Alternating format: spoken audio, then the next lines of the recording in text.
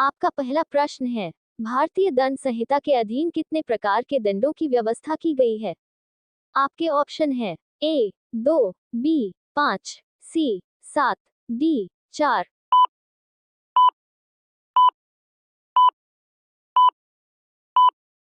आपका सही जवाब है बी 5। आपका दूसरा प्रश्न है, एक जल्लाद जो मृत्युदंड निष्पादित करता है, भारतीय दंड संहिता की किस धारा के अंतर्गत आपराधिक दायित्व से मुक्त है? आपके ऑप्शन है ए धारा 97, बी धारा 78, सी धारा 79, डी धारा 80।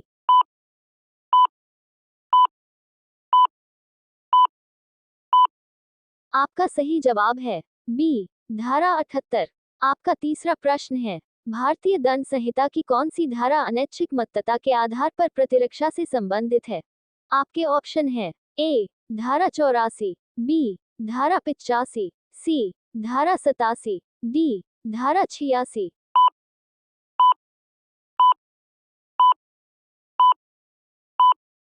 आपका सही जवाब है बी धारा 85। आपका चौथा प्रश्न है, भारतीय दंड संहिता के किस प्रावधान में आपराधिक षड्यंत्र के लिए दंड दिया गया है?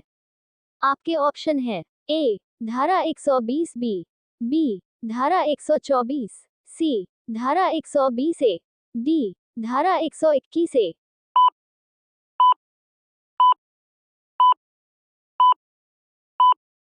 आपका सही जवाब है ए धारा 120 बी। आपका पांचवा प्रश्न है, निम्न में से भारतीय दंड संहिता की कौन सी धारा दंगल की परिभाषा करती है? आपके ऑप्शन है ए धारा 159, बी धारा 160, सी धारा 161, डी धारा 148।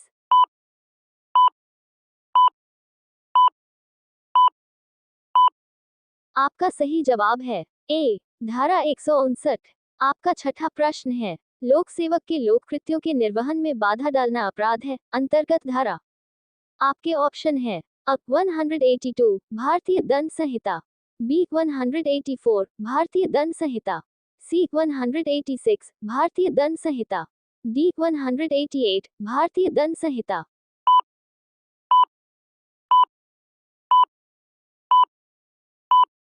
आपका सही जवाब है सी 186 भारतीय दंड संहिता।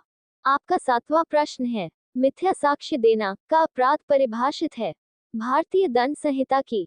आपके ऑप्शन है ए धारा 181 में, बी धारा 182 में, सी धारा 191 में, डी धारा 192 में।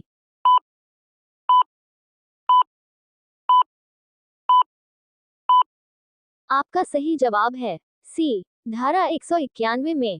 आपका आठवां प्रश्न है, विधि विरुद्ध जमाव के लिए कम से कम कितने व्यक्ति आवश्यक होते हैं? आपके ऑप्शन है ए 7, बी 5, सी 10, डी 6।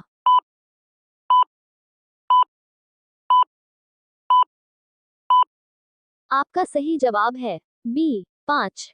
आपका नौवां प्रश्न है, बलवा के दोषी व्यक्ति को कितने वर्ष के कारावास से दंडित किया जा सकता है? आपके ऑप्शन है ए 6 माह, बी 2 वर्ष, सी 3 वर्ष, डी केवल जुर्माना द्वारा।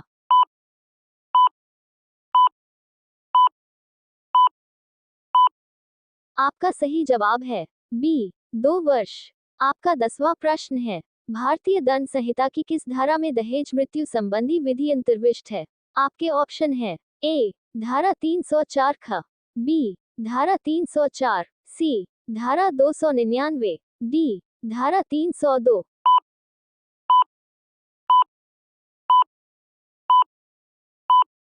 आपका सही जवाब है ए धारा 304 ख।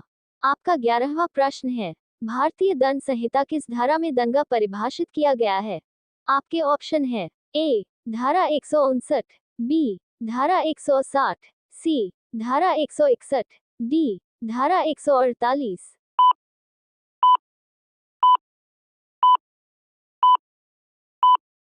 आपका सही जवाब है ए धारा 159। आपका 12वां प्रश्न है, छल की सजा का संबंध निम्न में से आई पी सी की किस धारा से है? आपके ऑप्शन है ए धारा 415, बी धारा 416, सी धारा 417, डी इनमें से कोई नहीं।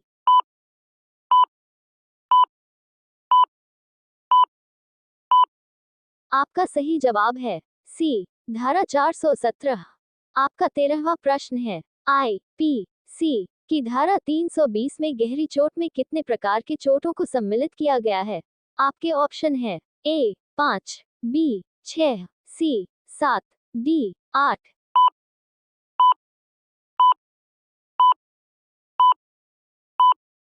आपका सही जवाब है D 8।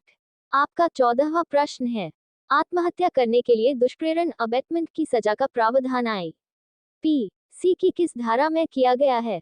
आपके ऑप्शन है A धारा 306, B धारा 307, C धारा 308, D धारा 309।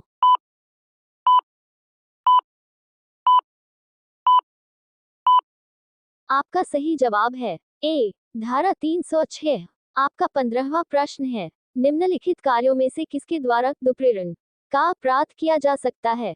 आपके ऑप्शन है A तैयारी, B धमकी, C षड्यंत्र, D पर्यटन।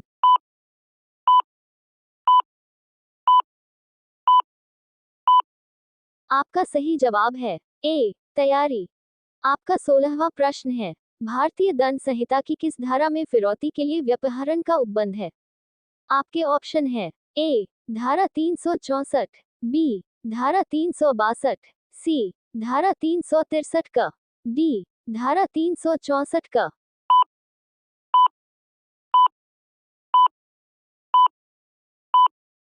आपका सही जवाब है D धारा 364 का। आपका 17वां प्रश्न है उत्तर प्रदेश में राजस्व निरीक्षकों की नियुक्ति कौन करता है? आपके ऑप्शन है A राज्य सरकार, B राज्यपाल, C जिलाधीश, D इनमें से कोई भी नहीं।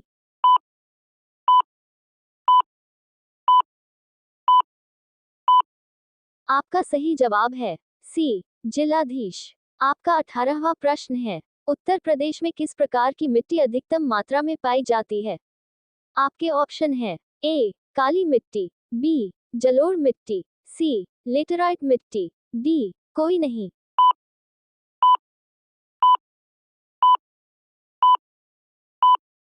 आपका सही जवाब है B जलोढ़ मिट्टी।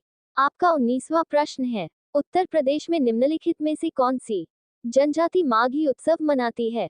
आपके ऑप्शन है A Gond, B Tharu, C Buxa, D पहाड़िया।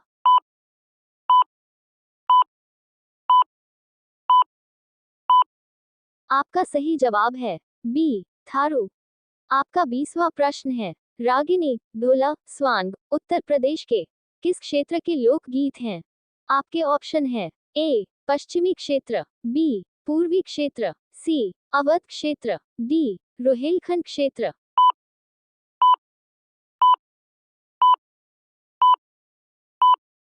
आपका सही जवाब है A पश्चिमी क्षेत्र।